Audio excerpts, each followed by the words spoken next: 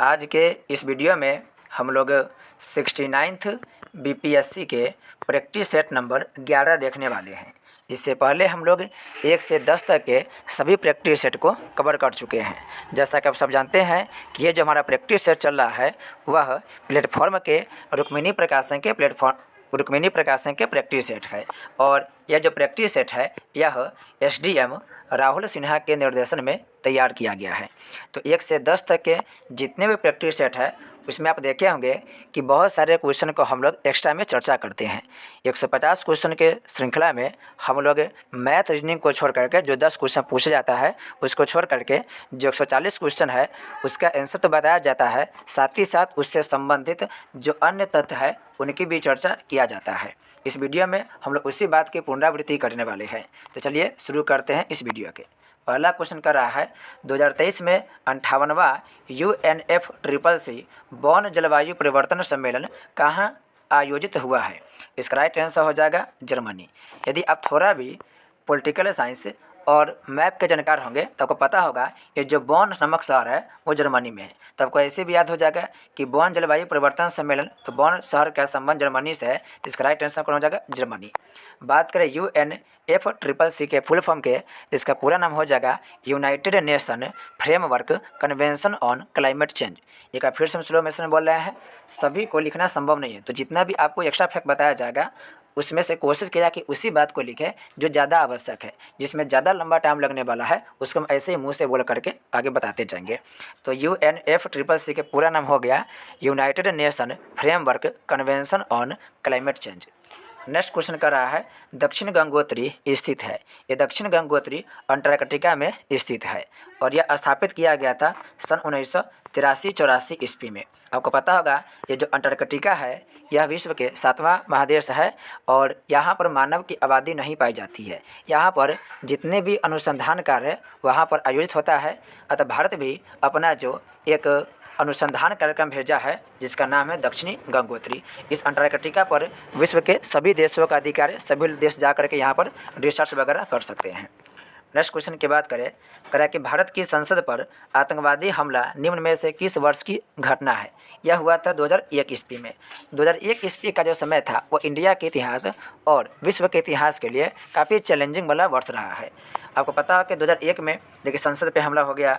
2001 में ही गुजरात के भुज में 26 जनवरी के दिन ही भूकंप आया था और अमेरिका में भी आतंकवादी हमला सन 2001 ईस्वी में ही हुआ था। तो याद रखें गुजरात के भुज में भूकंप कब आया था, 2001 में ही आया था।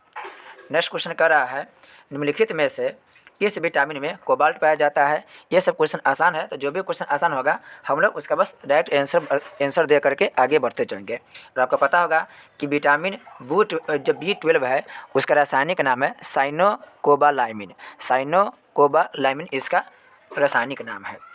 नेक्स्ट क्वेश्चन की बात करें, अगला क्वेश्चन कर रहा है कि निम्नलिखित में से प्राचीन काल में किस वंश के द्वारा सीसा का सिक्का भी चलाया गया था। ये भी आसान है जी, चर्चा किए थे पिछले वीडियो में। राइट आंसर हो जाएगा सतवाहन। सतवाहन जो राजवंश था वह सबसे ज़्यादा सीसा के सिक्का चलाया था, और भी धातु के चलाया था लेकिन सबसे अधिक सीसा के सिक्का चलाया था। ये प्रोटीन नामक धातु और तांबा के भी सिक्का चलाया था। याद रखेंगे सर्वाधिक चलाया था सीसा के, लेकिन प्रोटीन और तांबा के भी सिक्का इनके द्वारा चलाया गया था। नेक्स्ट है बिहार में परमानेंट सेटलमेंट लागू करने का कारण था। छठा का राइट आंसर हो जाएगा भू राजस्व का राजस्व निर्णय करना। नेक्स्ट है निम्नलिखित में से गलत जोड़े का चुनाव करना है। पहला कह रहा है इसमें भीम बांध वन्य जीव अभयारण्य ये मुंगेर में है, ये बिल्कुल करेक्ट है। दूसरा है वाल्मीकि राष्ट्रीय उद्यान पश्चिम चंपारण में, ये भी बिल्कुल है, बहुत फेमस है जी। एकमात्र tiger reserve Valmiki tiger reserve है। राजगीर पक्षी विहार पटना में, ये गलत हो जाएगा। राजगीर पक्षी विहार जो है वो पटना न होकर के वह हो जाएगा नालंदा, ये नालंदा में स्थित है। नकटी बांध पक्षी विहार जमुई में है, ये भी फेमस है जी, आप पढ़ते होंगे नागी नकटी बांध। और नागी नकटी जो नदी है उसी पर नागी नकटी बांध बनाया गया है, जमुई में स्थित है। इसी पर देखिए त्यौहार भी मनाया जाता है। ये तीनों के तीनों फेमस है। राजगीर पक्षी विहार का संबंध कहाँ से होगा, नालंदा से होगा। अगला क्वेश्चन कर रहा है निम्नलिखित में से किस राज्य सरकार ने पालतू कुत्तों का पंजीकरण करना अनिवार्य कर दिया है। बड़ा इंटरेस्टिंग क्वेश्चन है जी। 8वां के राइट आंसर हो जाएगा हरियाणा। हरियाणा सरकार के कहना है कि एक घर में एक ही कुत्ता को रखना होगा, उससे ज़्यादा को नहीं रख सकते, और जो भी कुत्ता रख रहे हैं उसका रजिस्ट्रेशन यानी कि पंजीकरण करवाना भी क्या होगा, अनिवार्य होगा। ये अपने आप में एक अलग पहल है। नेक्स्ट है, सबसे बड़ा हिमनद निम्नलिखित में से कौन है? इसका राइट आंसर हो जाएगा गंगोत्री। गंगोत्री सबसे बड़ा हिमनद है। हिमनद को इंग्लिश में बोलते हैं ग्लेशियर। गंगोत्री सबसे बड़ा है। इसके अलावा बात करें गंगोत्री के, तो क्वेश्चन कब का पूछ रहा है गंगोत्री का टोटल क्षेत्रफल कितना है? इसका टोटल क्षेत्रफल आपको मिलेगा 25 किलोमीटर। 25 किलोमीटर। कंचनजंगा के क्षेत्रफल 16 किलोमीटर है।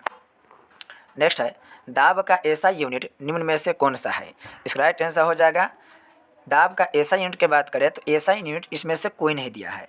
दाब का जो ऐसा यूनिट होता है वह होता है न्यूटन प्रति वर्ग किलोमीटर, सॉरी वर्ग मीटर। न्यूटन प्रति वर्ग मीटर हो जाएगा। याद रखेंगे, दाब का ऐसा यूनिट हो जाएगा न्यूटन प्रति वर्ग मीटर।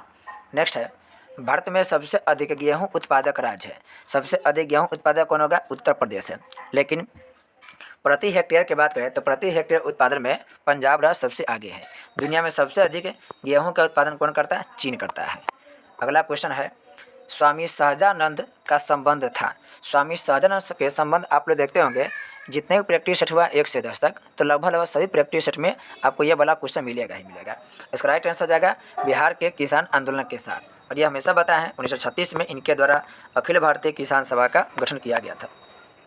चलिए अगला क्वेश्चन है, इसमें से आपको 10-12 ऐसे क्वेश्चन है जो प्रत्येक सेट में आपको कहने का रिपीट मिल जाएगा। यदि आप 1 से 10 तक के सभी प्रैक्टिस सेट को देखे होंगे तो एक्सप्लेन में जितना बात बताया गया है उसमें से आपको बहुत बात इसमें आपको डायरेक्ट रूप से मिल जाएगा।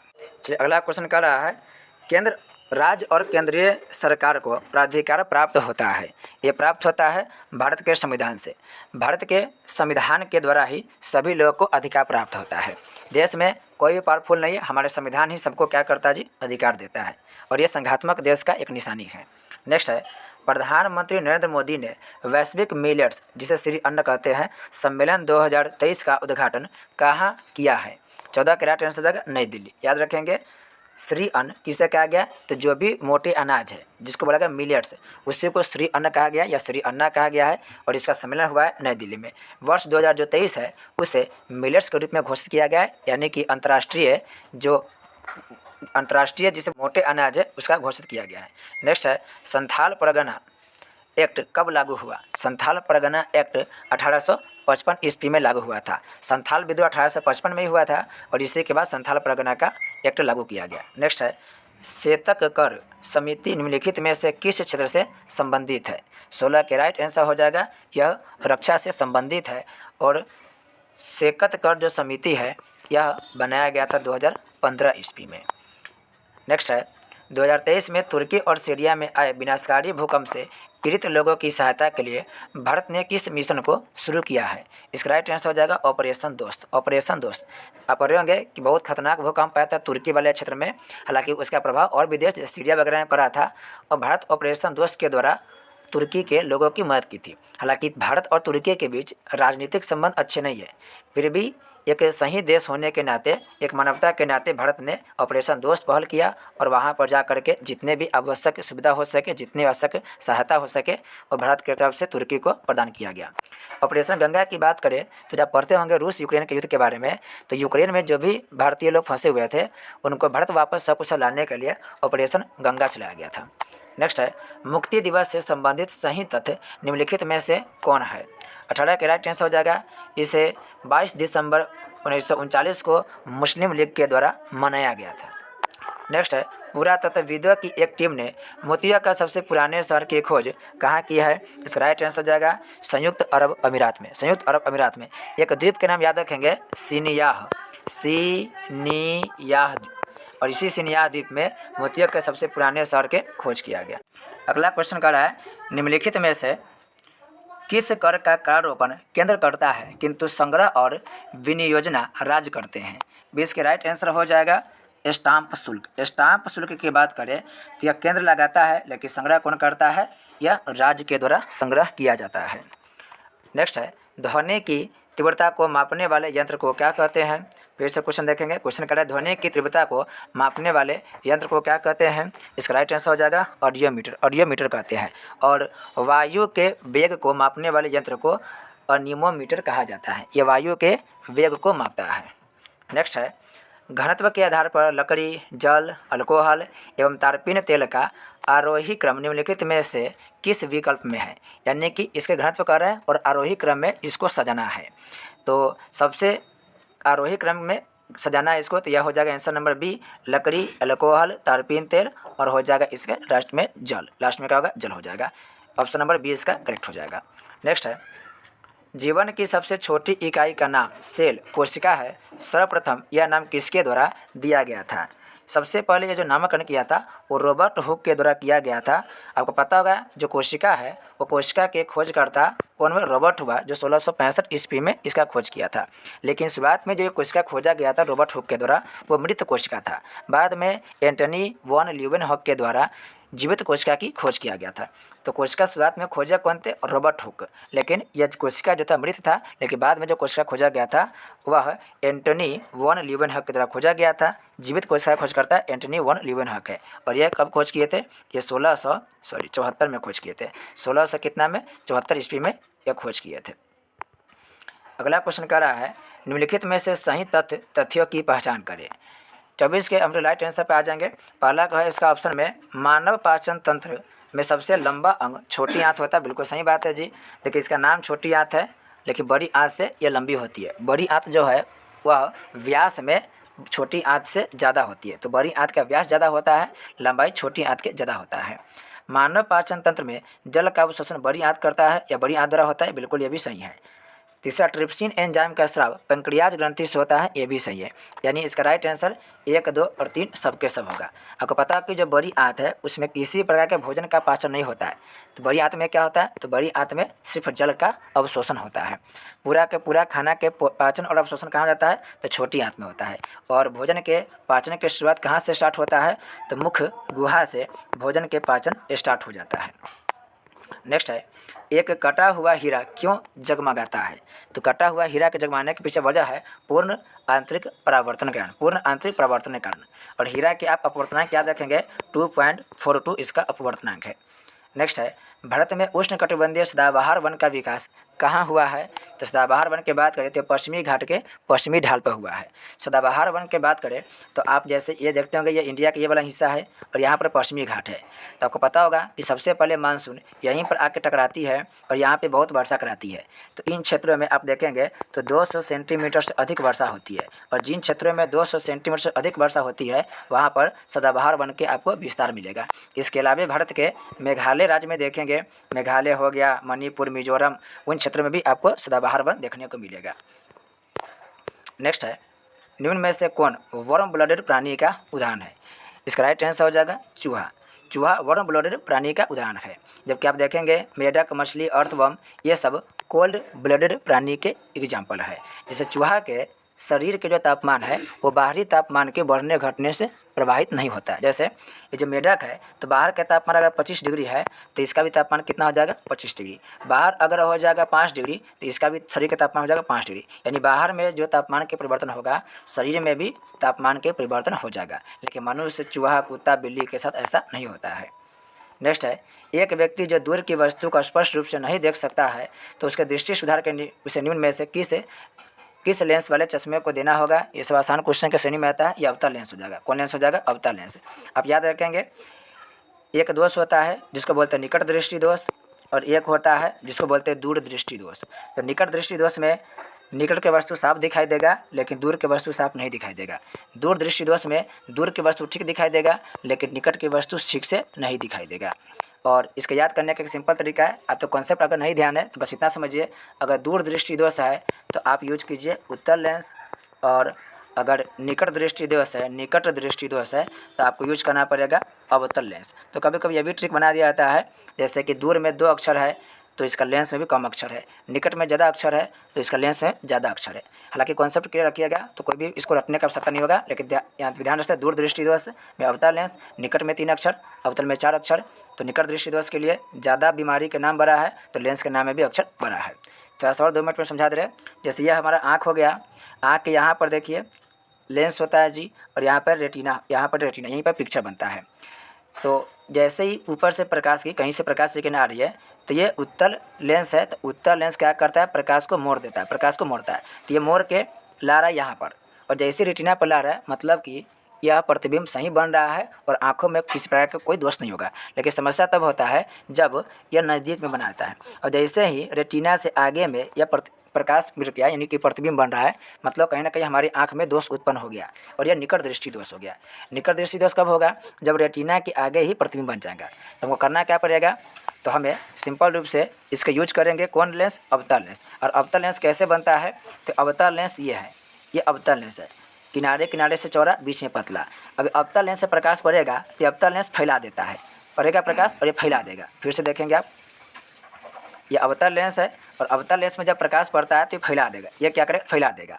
अब जब यह उत्तल लेंस में पड़ेगा आँख के उत्तल लेंस में, तब यह क्या होगा जी, ये आगे ले जाके मोड़ेगा। अब आपको समझने में आसानी होगा। जैसे यह हमारा आँख है, यहाँ पर रेटिना मान लीजिए, यहाँ पर हमारा उत्तल लेंस हो गया, पहले प्रकाश से किरण आ रहा था और बन जा रहा था आगे, लेकिन जैसे हम उत्तल लेंस लगाएंगे, यहाँ पर मान लेते हैं कि उत्तल लेंस हम लगा दिए। अब जैसे उत्तल लेंस लगाया, प्रकाश आया तो प्रकाश को मोड़ के ऊपर ले जाएगा, फिर प्रकाश आया और मोड़ के इधर ले जाएगा। अब ये जैसे ही उत्तल लेंस मोड़ेगा, मोड़ करके रेटिना पर ही फोकस कर देगा, और दोष जो है वो दूर हो जाएगा, क्योंकि पहले प्रकाश रेटिना से पहले मिल रहा था, लेकिन उत्तल लेंस लगाने से प्रकाश फैला, और फैल करके या जैसे ही मिलाएगा लेंस, वो मिल करके आगे बनेगा, रेटिना पर टकराएगा और बीमारी क्या होगा, दूर हो जाएगा।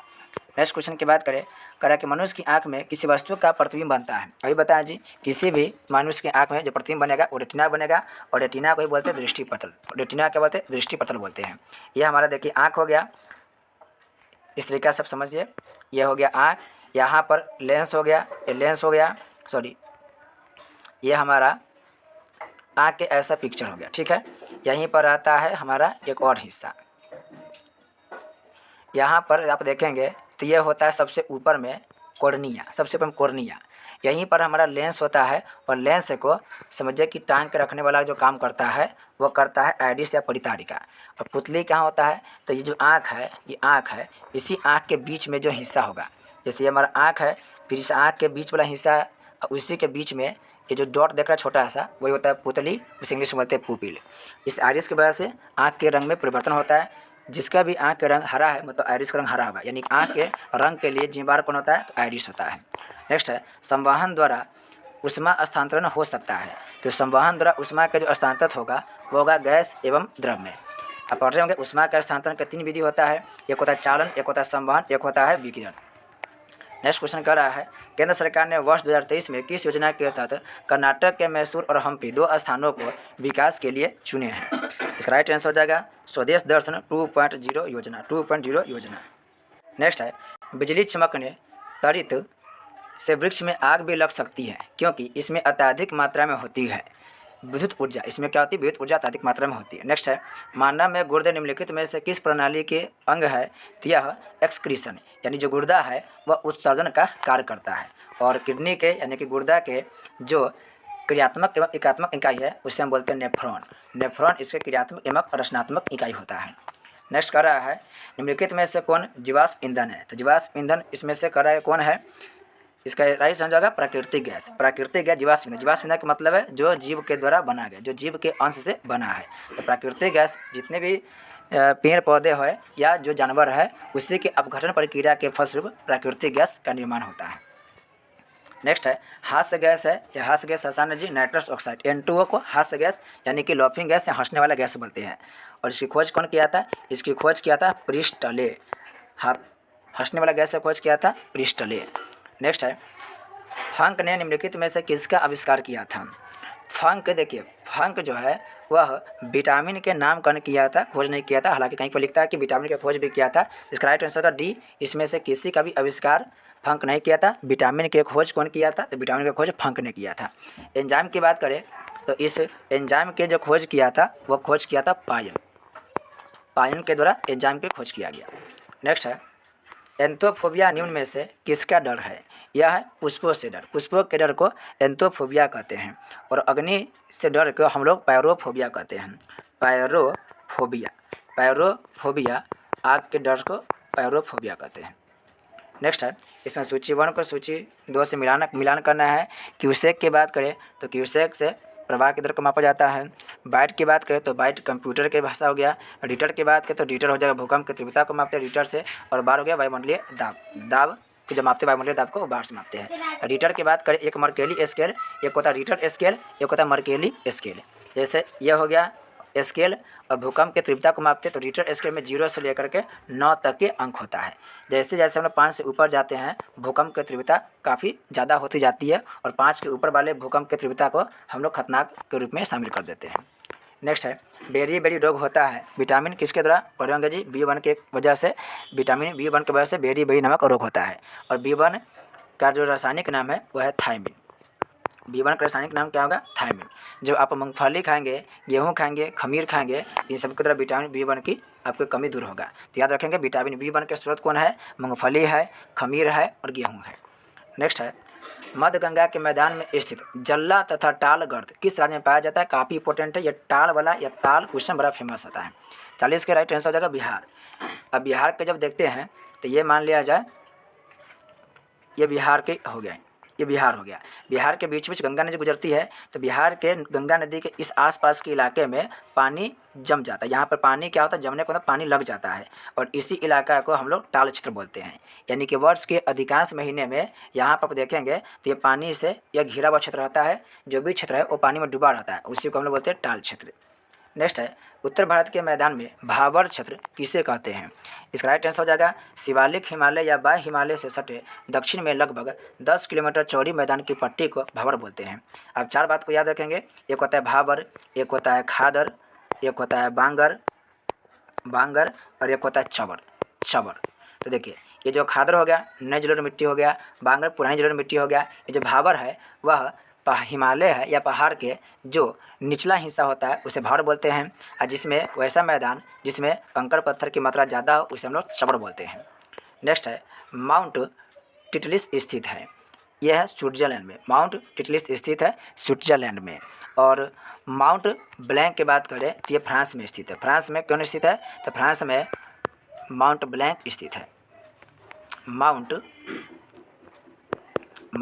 ब्लैंक कहाँ स्थित है, फ्रांस में स्थित है। बात करें जर्मनी में तो जर्मनी में आपको मिलेगा ब्लैक फॉरेस्ट। ब्लैक फॉरेस्ट कहाँ स्थित है, ब्लैक फॉरेस्ट जर्मनी में स्थित है, ब्लैक फॉरेस्ट। अगला क्वेश्चन कर रहा है निम्नलिखित कथनों पर विचार कीजिए। पहला है पूरे वर्ष 30 डिग्री नॉर्थ और 60 डिग्री साउथ अक्षांश के बीच बहने वाली हवाएं पछुआ हवाएं कहलाती है। ये गलत हो जाएगा क्योंकि 30 डिग्री से नहीं 40 से लेकर के 65 डिग्री दक्षिणी अक्षांश साउथ अक्षांश में जो हवाएं बहती है उसे हम लोग पछुआ हवा कहते हैं। तो 30 की जगह कितना होगा, 40 से लेकर के 65 के बीच होगा।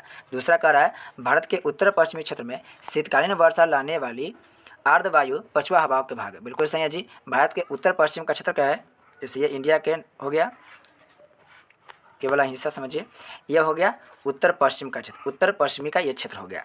अब उत्तर पश्चिमी के क्षेत्र में इधर की तरफ से हवाएं आती है और शीतकालीन वर्षा कराती है, फिर यही आगे आकर के तमिलनाडु में वर्षा कराती है। तो जाड़े के दिन में तमिलनाडु क्षेत्र में भी वर्षा होती है। इसका राइट आंसर होगा जी दूसरा सही होगा, पहला गलत हो जाएगा। नेक्स्ट है महान हिम युग का संबंध किससे है, महान हिम युग का संबंध प्लीस्टोसीन से, प्लीस्टोसीन युग से संबंधित है।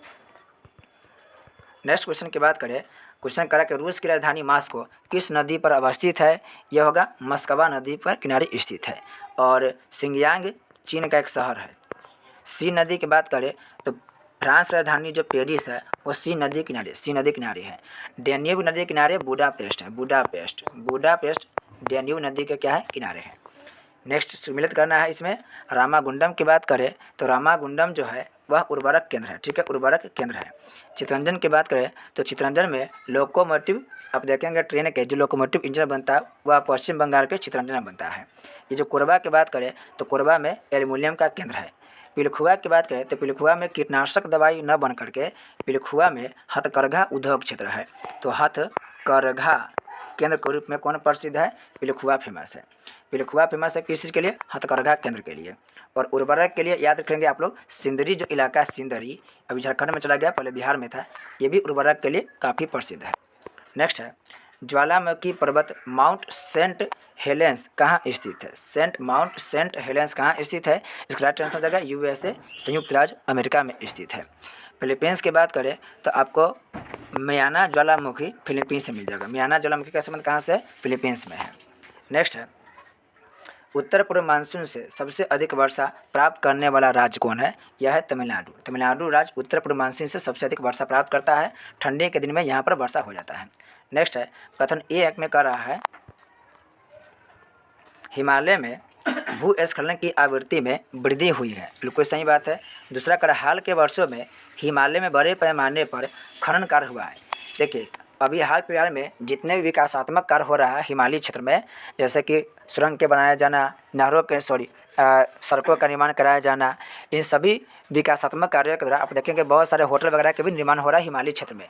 तो जितने भी ये सभी खनन कार्य हो रहा है उसकी वजह से इन क्षेत्रों में भूस्खलन का मतलब है ज़मीन का नीचे धंसना। ये सभी आपको प्राकृतिक घटनाएं आपको बड़े पैमाने पर इधर दिखाई देगा। तो दोनों के दोनों कथन सही है और कथन ये जो कारण है वो कथन की व्याख्या करते हैं, यानी कि इसका राइट आंसर क्या होगा? ये हो जाएगा।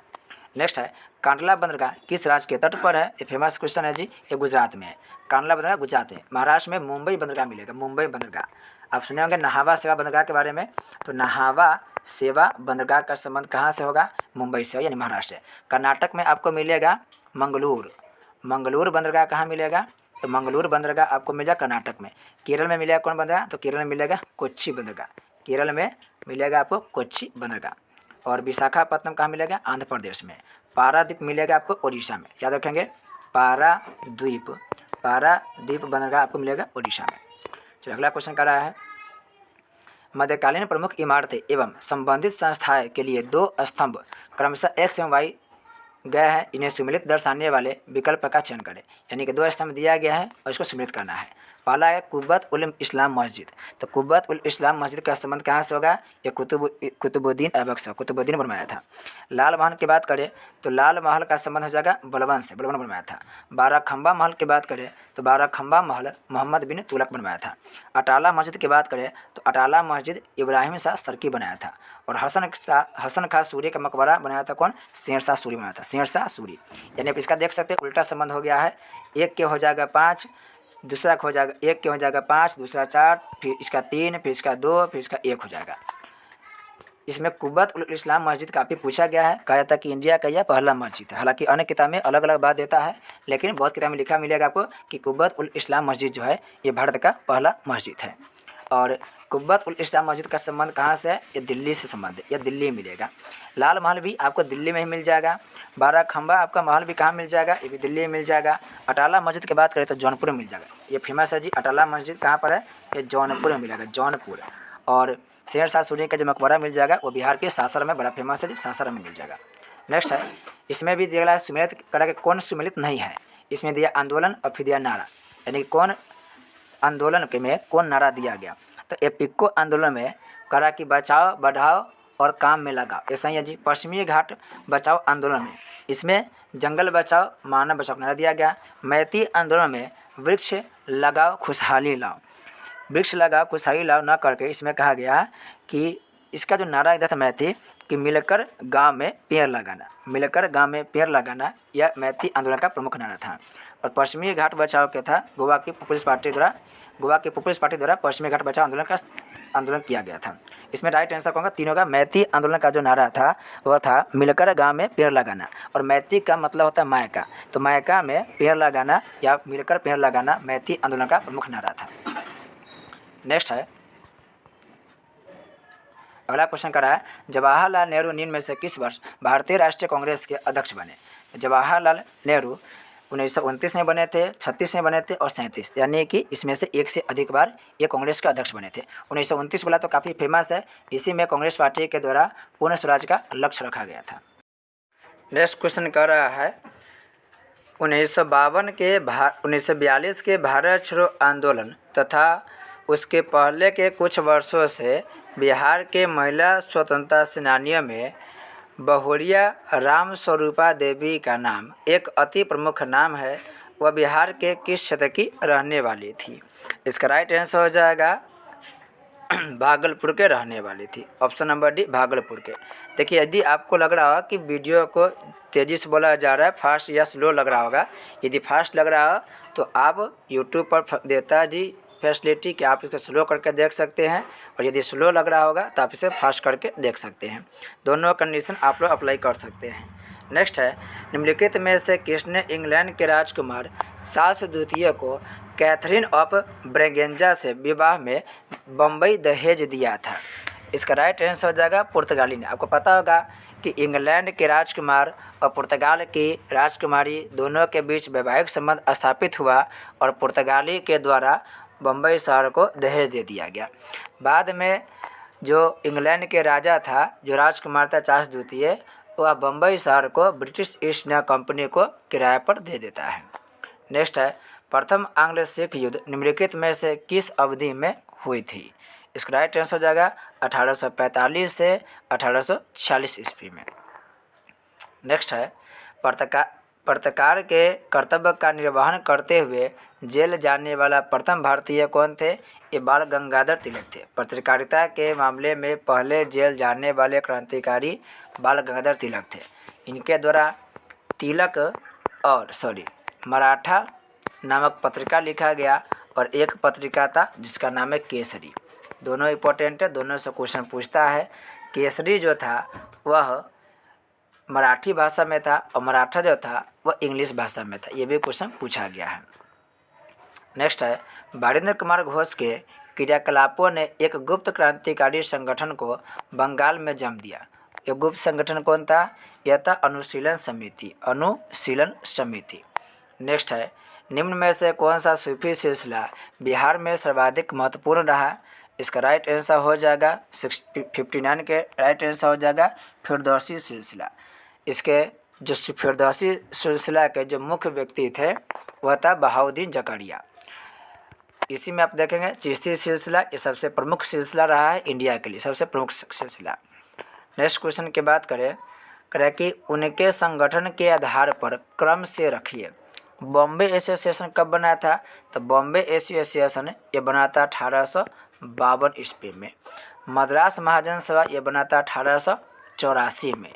इंडियन एसोसिएशन बना था इंडियन एसोसिएशन की बात करें, फिर से देखेंगे, बॉम्बे एसोसिएशन जो था ये बॉम्बे एसोसिएशन बना था 1852 में।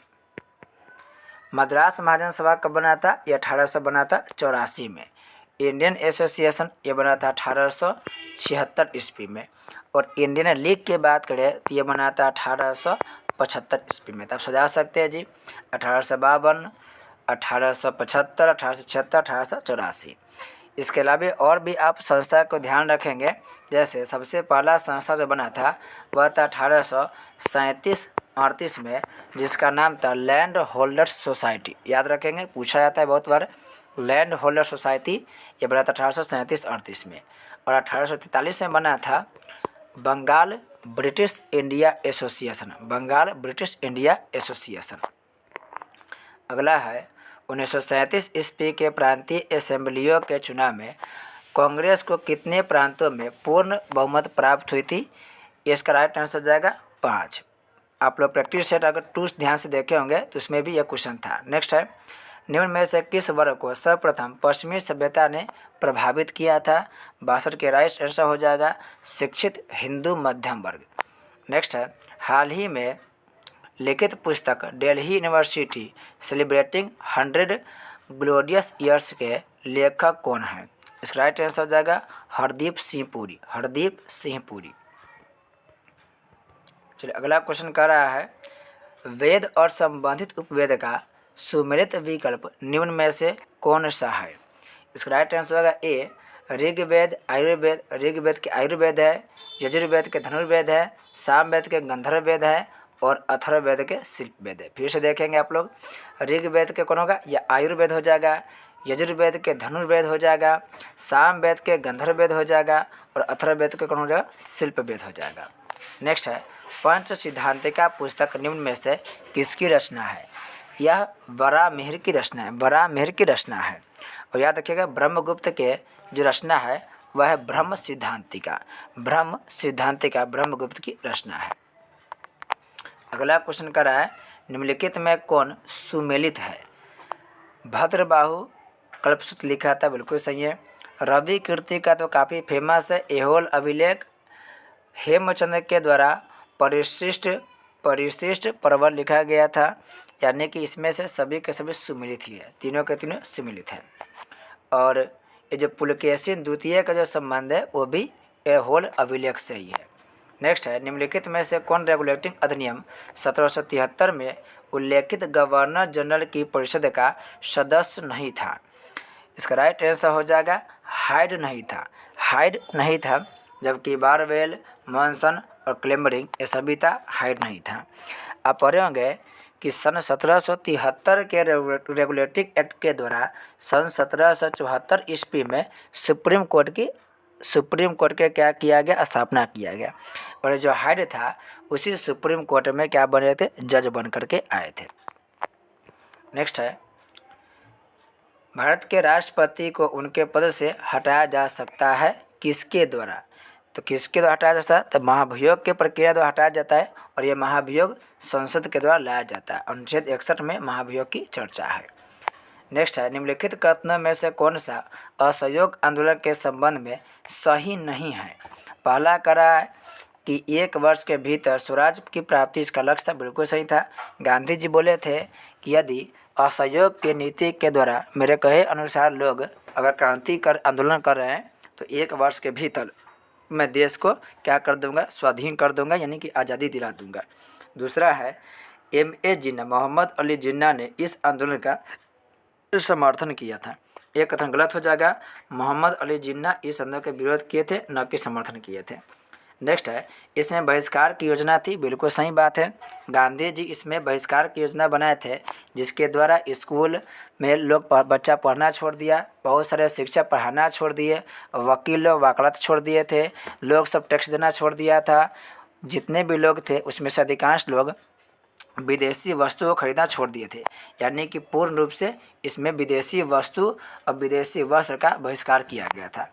नेक्स्ट है, इस आंदोलन की अवधि 1920 से 22 तक थी, ये भी सही है। 1920 में आंदोलन शुरू होता है 1 अगस्त 1920 को, और 5 फरवरी 1922 को चौरी चौरा हत्याकांड होता है, और उसी के द्वारा यह आंदोलन समाप्त करता है। यानी 1920 से 22 तक ये आंदोलन चला था। नेक्स्ट है, पूर्ण स्वराज संकल्प को भारतीय राष्ट्रीय कांग्रेस के लाहौर अधिवेशन में किसने प्रस्तुत किया था? 70 के राइट आंसर हो जाएगा J.L. नेहरू, यानी कि जवाहरलाल नेहरू। नेक्स्ट क्वेश्चन है, आज़ादी की 75वीं वर्षगांठ पर इंडिया की उड़ान परियोजना की शुरुआत किसने की है? इसका राइट आंसर हो जाएगा गूगल ने किया है, गूगल के द्वारा यह स्टार्ट किया गया। नेक्स्ट है, तिरहुत नहर का स्रोत निम्न में से कौन नदी है? तिरहुत स्रोत का मुख्य स्रोत गंडक नदी है। आपको पता होगा ये जो गंडक नदी है, ये गंडक नदी पश्चिमी चंपारण से होते हुए आगे गंगा नदी में मिल जाती है, और वहीं पर इसी पर तिरहुत नहर का निर्माण किया गया, तिरहुत नहर का विकास किया हुआ।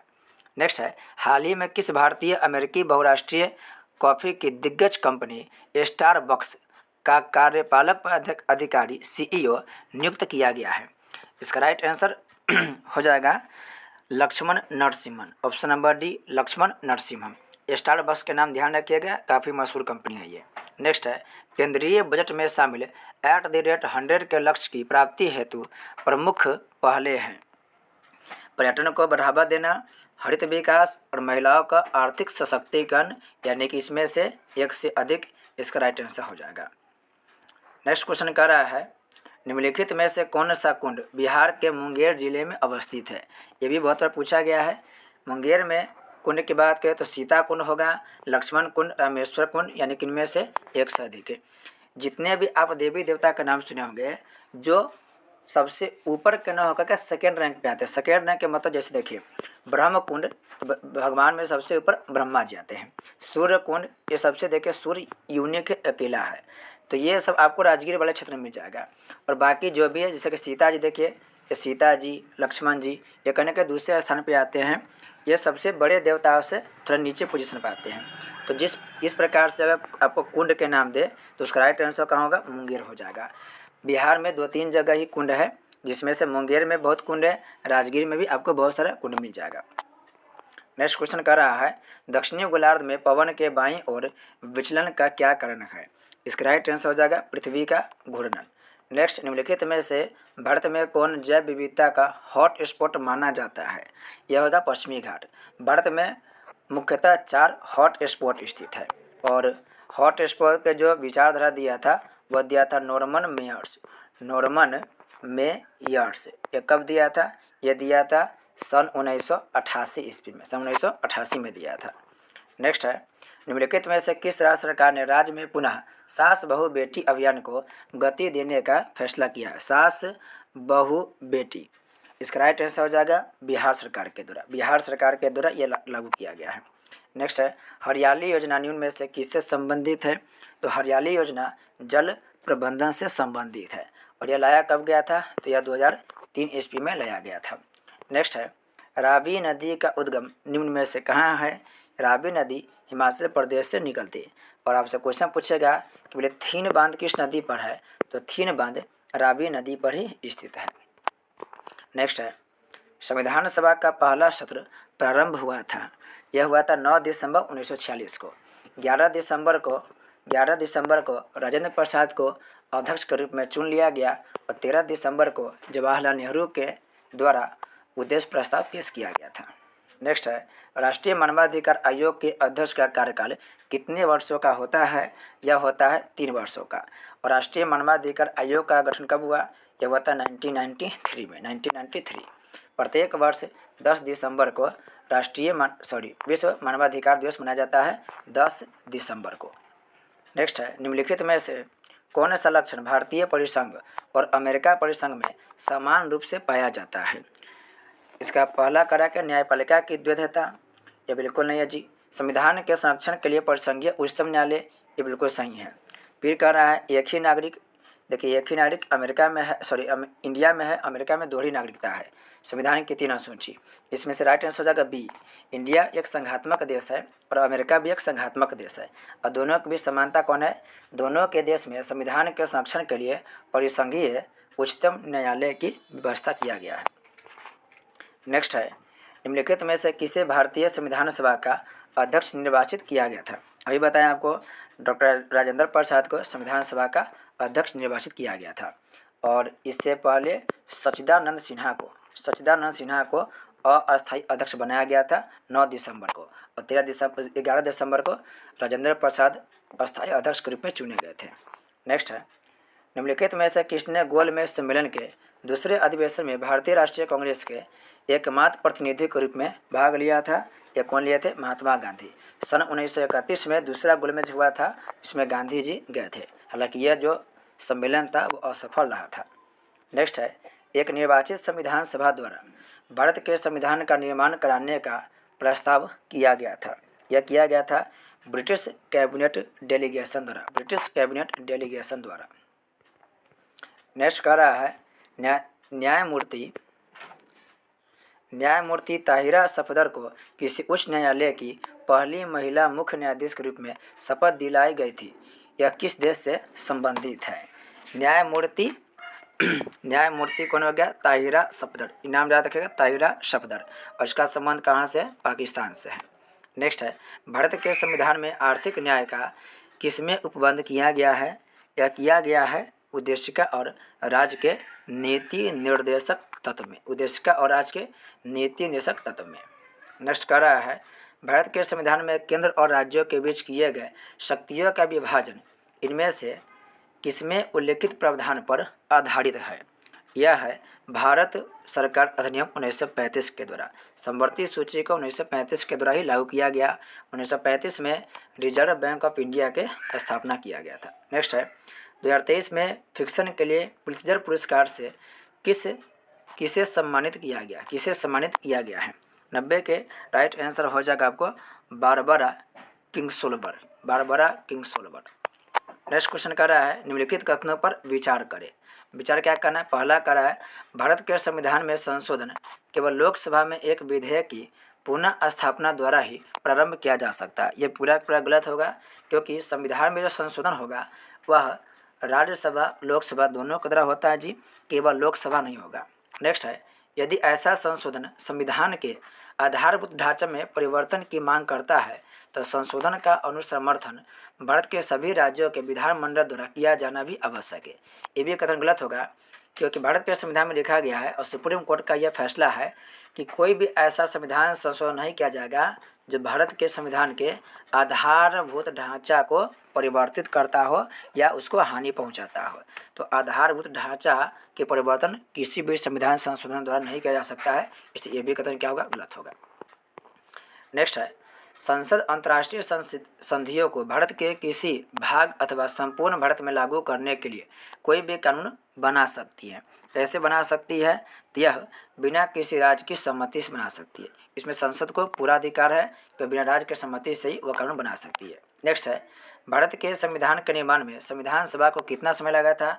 2 वर्ष 11 माह 18 दिन लगा था। 2 वर्ष 11 माह 18 दिन। नेक्स्ट है, भारत की संचित निधि से धन निकालने के लिए निम्नलिखित में से किसका अनुमोदन अनिवार्य है? इसका राइट आंसर होगा भारत की संसद का अनुमोदन अनिवार्य है। बिना संसद की अनुमति से कोई भी पैसा खर्च नहीं किया जा सकता है। नेक्स्ट है, उच्चतम न्यायालय द्वारा आज तक दूसरी सबसे बड़ी खंडपीठ किस केस में बनी? यहाँ पर देखिए दूसरी कर रहा है, दूसरी सबसे बड़ी। तो पहला आपको पता होगा केशवानंद भारती में बैठा था। केशवानंद भारती जो बात था सबसे बड़ा खंडपीठ था जिसमें 13 जज बैठा था। दूसरा के बाद कहते हैं गोलकनाथ केस हो जाएगा। गोलकनाथ केस में 11 जज शामिल थे, 11 जजों के खंडपीठ बैठा था। नेक्स्ट है, मक्का की सर्वाधिक उत्पादकता बिहार के किस जिले में है? यह हो जाएगा अररिया में, और अररिया में दूसरा चिड़ियाघर खुला जा रहा है। नेक्स्ट है, समुद्री वातावरण में मुख्य प्राथमिक उत्पादक होते हैं। फिर से करा क्वेश्चन, देखिए समुद्री वातावरण में मुख्य प्राथमिक उत्पादक होते हैं। कौन होते हैं प्राथमिक उत्पादक? तो ये होते हैं आपको फाइटोप्लैंक्टन्स। अब जब देखेंगे तालाब को तो तालाब से क्वेश्चन क्या पूछता है कि बताइए पारिस्थितिक तंत्र का यानी खाद्य श्रृंखला का उल्टा पैमाना कहाँ बनता है? तो तालाब में। तालाब में खाद्य श्रृंखला कैसा होता है? उल्टा होता है। बाकी स्थल पर क्या होता है? सीधा होता है। उल्टा का मतलब है जैसे आपको खाद्य श्रृंखला में देखते होंगे, खाद्य श्रृंखला में आपको इस तरह से त्रिभुज मिलेगा। यहाँ पर उत्पादक होता है, उत्पादक की संख्या सबसे ज़्यादा, फिर होता है प्राथमिक उपभोक्ता, उसकी संख्या कम, फिर द्वितीय उपभोक्ता, उसकी संख्या और भी कम, और लास्ट में जो होता है उसकी संख्या कम होती जाता है। यानी कि आप ऐसे त्रिभुज बनाने का सेंस है, यहाँ वाला हिस्सा सबसे ज़्यादा होगा, इसको खाने वाला उसकी संख्या कम होगा, इसको खाने वाला की संख्या ऊपर में और कम होगा, लेकिन तालाब में क्या होता है? उल्टा बन जाता है। नेक्स्ट है, प्रकाश संश्लेषण के दौरान निकलने वाली गैस है। प्रकाश संश्लेषण के दौरान निकलने वाले कौन गैस होगा? ये होगा ऑक्सीजन। प्रकाश संश्लेषण से ऑक्सीजन निकलता है और कार्बन डाइऑक्साइड को ग्रहण किया जाता है। नेक्स्ट है, बिहार आर्थिक सर्वेक्षण 2022-23 के अनुसार बिहार में साक्षरता दर में सर्वाधिक दशकीय वृद्धि दर वाले शीर्ष 3 जिला कौन कौन है? तो किशनगंज, सुपौल और शिवहर। किशनगंज, सुपौल और शिवहर। सबसे अधिक साक्षरता दर रोहतास जिला में, रोहतास। तब क्या है? पटना में है। कैमूर की बात करें तो भी ठीक पोजीशन पर है, और पूर्णिया जिला साक्षरता के मामला में सबसे पिछड़ा हुआ जिला है। नेक्स्ट है, बिहार खेल विश्वविद्यालय की स्थापना कहाँ की जा रही है? ये 3-4 प्रैक्टिस में क्वेश्चन पूछ लिया गया, इसका राइट आंसर होगा राजगीर। नेक्स्ट है, ओजोन क्षेत्र के लिए उत्तरदायी कौन है? ये हो जाएगा क्लोरोफ्लोरोकार्बन यानी कि CFC, क्लोरोफ्लोरोकार्बन। नेक्स्ट है, खगोलीय पिंडों के बीच दूरी मापने के 1 इकाई पारसेक की मान ऐसी हो कि 1 इकाई प्रकाश वर्ष यानी लाइट ईयर के रूप में निम्नलिखित में से कौन है? इसका सीधा मतलब है कि 1 पारसेक के बराबर कितना होगा? तो याद रखें 1 पारसेक बराबर 3.26 प्रकाश वर्ष होता है। याद रखने का तरीका सिंपल है, 3 दूना 6, 3.26 प्रकाश वर्ष बराबर होता है 1 पारसेक। बहुत लंबी दूरी के लिए हम लोग पारसेक का यूज करते हैं, पारसेक का यूज लंबी दूरी के लिए करते हैं। नेक्स्ट है, भारत के निम्नलिखित में से कौन नगर वृक्षारोपण में विशिष्टता रखता है? यह कौन रखता है? तो वालपराई रखता है, वालपराई। और वालपराई का संबंध कौन राज्य से है? तो वालपराई का संबंध भारत के तमिलनाडु राज्य से। नेक्स्ट है, निम्नलिखित में से क्रायो बैंक XC2 संरक्षण के लिए कौन सी गैस सामान्यतः प्रयोग होती है? ये होगा नाइट्रोजन। अब 2 बात याद रखेंगे, एक होता है XC2, एक होता है इन सीटू। दोनों क्या होता है? तो जितने भी जंगल के जानवर है, वन प्राणी है, उसको बचाए रखने के लिए हम दो उपाय करते हैं। एक करते हैं इन सिटू, एक करते हैं एक्स सिटू प्रयास। इन सिटू में क्या करते हैं, जानवर को हम उनके आवास में ही रख करके उनको सुरक्षित रखते हैं, और एक्स सिटू में हम लोग जानवर को उनके आवास से हटाकर दूसरे जगह रखते हैं ताकि उनका संरक्षण किया जा सके। जैसे चिड़ियाघर एक्स सिटू में आता है और अभयारण्य और राष्ट्रीय उद्यान एक्स इन सिटू में आता है। नेक्स्ट है, निम्नलिखित में से कौन सी संस्था पर्यावरण से संबंधित नहीं है बोल रहा है। तो भारतीय सर्वेक्षण विभाग नहीं है, बाकी सभी संस्थान आपको मिल जाएगा। और क्वेश्चन पूछा है भारतीय सर्वेक्षण विभाग की स्थापना कब हुआ था, यह हुआ था 1967 ईस्वी में। नेक्स्ट है, चमोली के रैनी गांव में किसके नेतृत्व में वन कटाई के विरोध में आंदोलन चलाया गया था। यह भी पर्यावरण से संबंधित बात है। यह है गौरा देवी। गौरा देवी के नेतृत्व में चमोली, उत्तराखंड के चमोली इलाके में वन कटाई के लिए चिपको आंदोलन किया गया था। और चिपको आंदोलन में सबसे मेन कौन थे, तो सुंदरलाल बहुगुणा सबसे मुख्य नेता थे। नेक्स्ट है, अमृता देवी स्मृति पुरस्कार जिसके लिए दिया जाता है वह है, तो आपको पता होगा अमृता देवी जो बिश्नोई है उसका संबंध राजस्थान से है, राजस्थान के जोधपुर क्षेत्र से, और ये भी वनों को बचाने के लिए, पेड़ों को बचाने के लिए आंदोलन की थी। तो इसका आंसर होगा वन एवं वन प्राणी, वन एवं वन जीवों की सुरक्षा के लिए। ऑप्शन नंबर सी इसका राइट आंसर हो जाएगा। नेक्स्ट है, स्तंभ 1 और स्तंभ 2 के से मिलान करना है। करा कि रेड ब्लड सेल, तो रेड ब्लड सेल के संबंध किससे होगा, इसमें मिलता है एरिथ्रोसाइट। व्हाइट ब्लड सेल की बात करें तो व्हाइट ब्लड सेल में क्या मिलता है, ल्यूकोसाइट। प्लाज्मा की बात करें तो प्लाज्मा से आपको कहूँगा यह है खून का तरल अवयव। और प्लेटलेट्स थ्रोम्बोसाइट, प्लेटलेट्स में थ्रोम्बोसाइट मिलता है। आरबीसी का कार्यकाल 120 दिन का होता है, ये भी ध्यान रखेंगे। नेक्स्ट क्वेश्चन करा है, तरल वायु में उपस्थित तरल ऑक्सीजन, तरल ऑर्गन एवं तरल नाइट्रोजन के क्वथनांक के आधार पर इन्हें आरोही क्रम में सजाने पर निम्नलिखित में से कौन सा विकल्प सही है। इसका राइट आंसर हो जाएगा option number B, nitrogen, argon और ऑक्सीजन। नाइट्रोजन की बात करें तो इसका क्वथनांक हो जाएगा 196, आर्गन की बात करें तो हो जाएगा 186, और ऑक्सीजन की बात करें तो ऑक्सीजन का हो जाएगा 183 के आसपास है, 183। नेक्स्ट है, पेरियार गेम अभ्यारण्य प्रसिद्ध है। पेरियार बहुत फेमस है, आप नाम सुनोगे ए.वी. रामास्वामी पेरियार, और यह किसके लिए फेमस है, तो केरला में जंगली हाथियों के लिए फेमस है, जंगली हाथियों के लिए फेमस है। आप देखेंगे बाघ के लिए कौन होगा जी, सुंदरवन फेमस है। शेर के लिए गिर प्रसिद्ध है। नेक्स्ट, निम्नलिखित खाद्य श्रृंखला में शेरों को प्राप्त ऊर्जा की मात्रा की गणना करें यदि पौधा पर सूर्य का 20,000 जूल ऊर्जा पड़ रहा है। तो ध्यान रखें, बड़ा अच्छा क्वेश्चन है। इसमें कितना है, 20,000।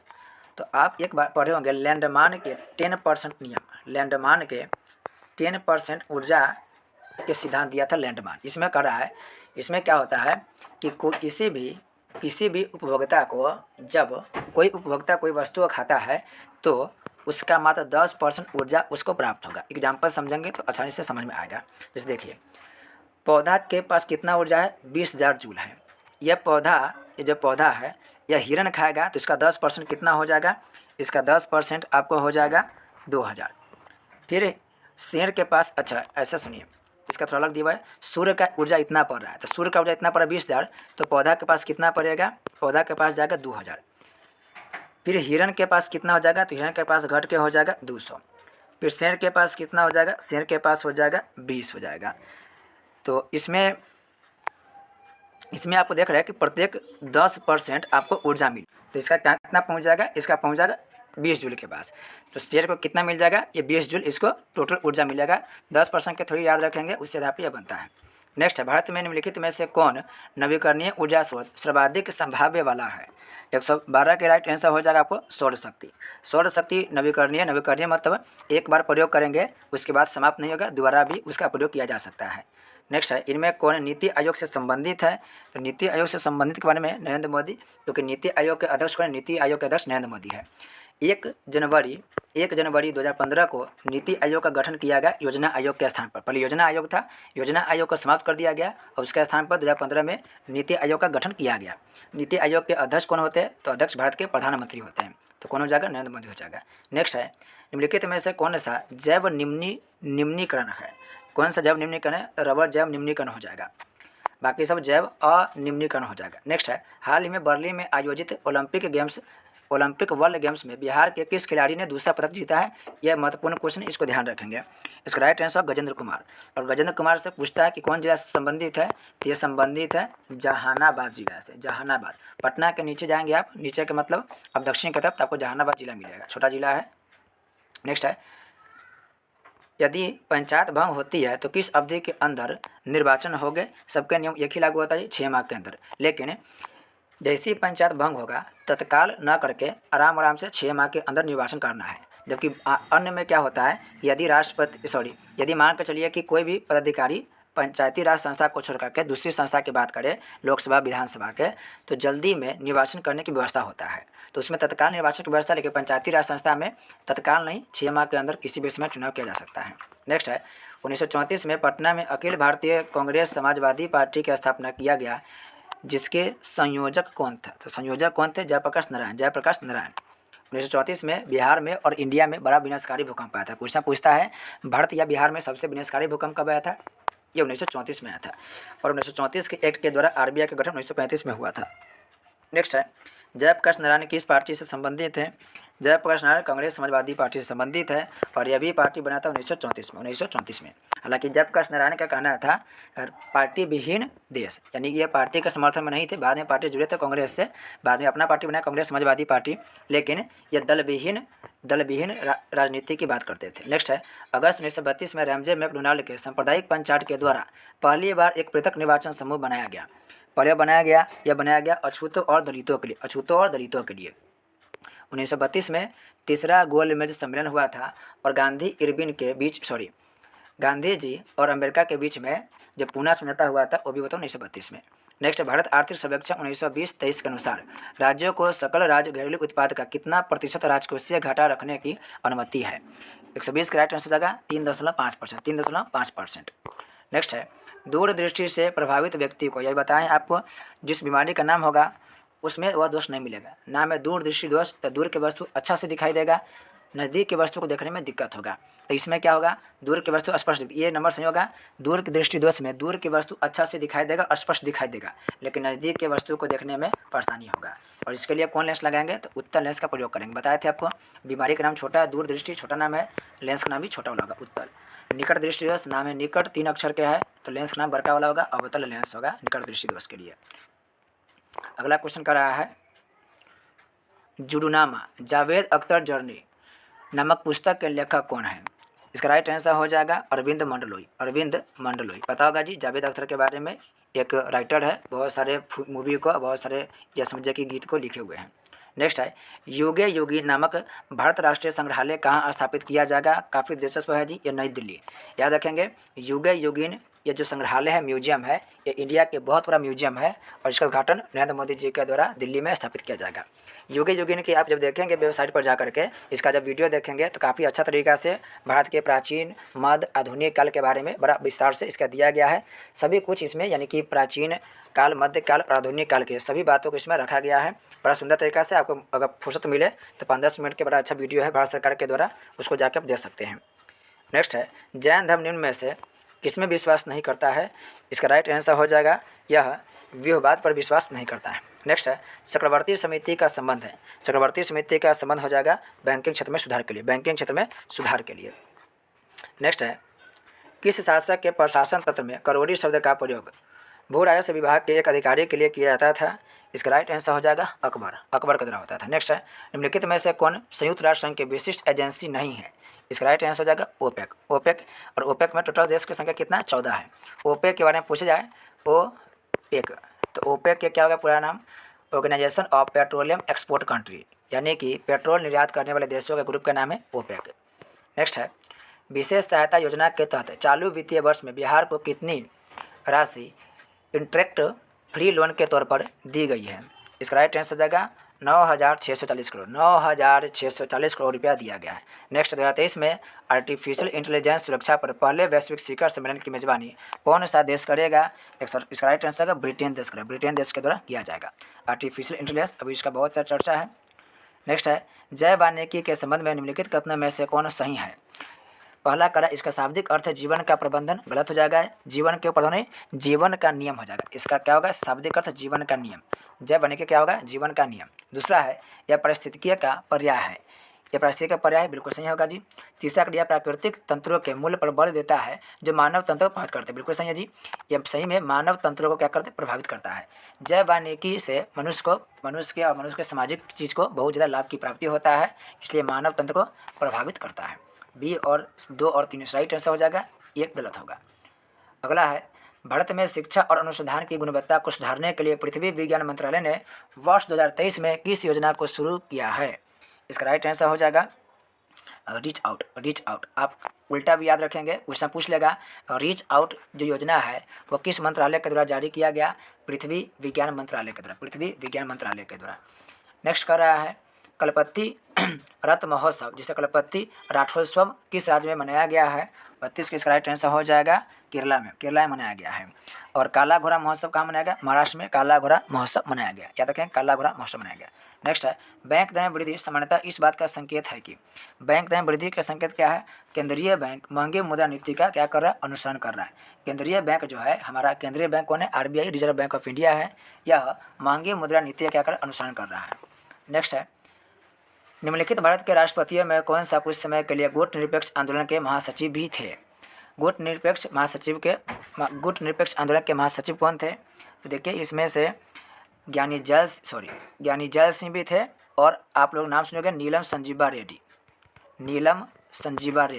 ये दोनों व्यक्ति राष्ट्रपति महासचिव के रूप में कार्य कर चुके हैं। तो नीलम संजीवा रेड्डी इसमें नहीं है, तो आप ऑप्शन लगाएंगे ज्ञानी जैल सिंह। नेक्स्ट क्वेश्चन करा है, परमाणुओं के नाभिक में निम्न कण होते हैं। इस आसान क्वेश्चन है।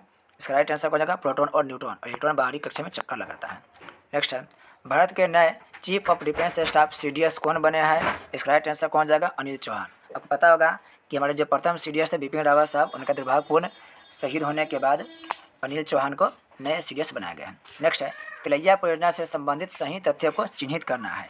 तो यह करा कि यह परियोजना बराकर नदी पर है, यह बिल्कुल सही है जी। दूसरा का यह परियोजना मरक्षी नदी पर है, यह कथन क्या गलत हो जाएगा, क्योंकि यह बराकर नदी पर होगा, नेक्स्ट है, यह परियोजना झारखंड में है, बिल्कुल बात सही है, ये झारखंड में है। तीसरा का यह परियोजना पश्चिम बंगाल में है, यह भी क्या होगा? गलत होगा। तो 1 और 3 क्या होगा? सही होगा। 1 और 3 क्या होगा? इसका राइट आंसर होगा। नेक्स्ट है, वयस्क मानव शरीर में हड्डियों की संख्या कितनी होती है? आसान क्वेश्चन है, 206 होगा। भारतीय राजनीतिक व्यवस्था में इनमें से कौन सर्वोच्च कौन है? संविधान, क्योंकि इसी के द्वारा सभी को अधिकार प्राप्त होता है। आज के लास्ट क्वेश्चन का है, अंतर्राष्ट्रीय न्यायालय स्थित है। ये भी आसान क्वेश्चन में आएगा। अंतर्राष्ट्रीय न्यायालय द हेग शहर में स्थित है। इस तरीक़ा से हम लोग का जो प्रैक्टिस सेट 11 है ये कंप्लीट होता है। नेक्स्ट वीडियो हम लोग प्रैक्टिस सेट 12 की चर्चा करेंगे। तब तक के लिए बहुत बहुत धन्यवाद।